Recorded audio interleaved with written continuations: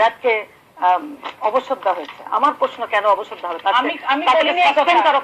অবসর দেওয়া হয়েছে র্যাবদের, 3টা র্যাবকে আপনি বলেছেন, কিন্তু অবসর দেওয়া মানে তারা সমস্ত ফেসিলিটিস পাবে, কেন তাদেরকে পুরোপুরি সাসপেন্ড করা হলো? এটা কি বিচারে সাজা হয়েছে? আপনি আইনজীবী আমি বলি, এগুলো তো প্রমাণিত।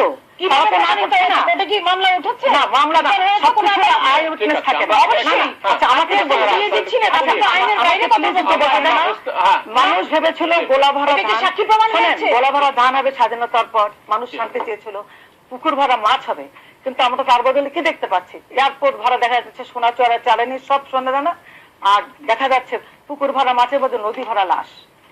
এইটা কি এই সরকারকে যদি ভালো কাজে প্রশংসা উনি পান, তাহলে এই খারাপ কাজগুলোর জন্য তাকে কি আমরা তাকে দায়ী করবো না? এটা কার দায়িত্ব?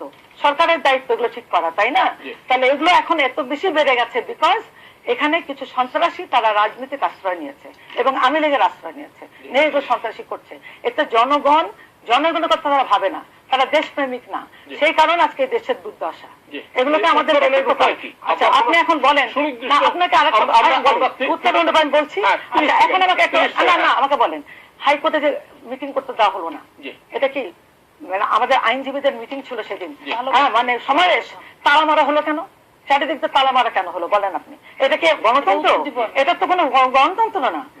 তারপরে আমাকে বলতে একটু বলে ফেলি, শোনেন, আসলে উত্তরণের একটাই ইয়ে হচ্ছে যে আবার সুন্দরভাবে সকল দলের অংশগ্রহণে একটা সুন্দর নির্বাচন করা, তাহলে দেশে একটা শক্তিশালী একটা গভর্নমেন্ট তৈরি হবে। তা না হলে সিলেকশন গভর্নমেন্ট দ্বারা এটা হবে না। হাইকোর্টের সমাবেশের জন্য অনুমতি নিতে হয়, উনি নেননি।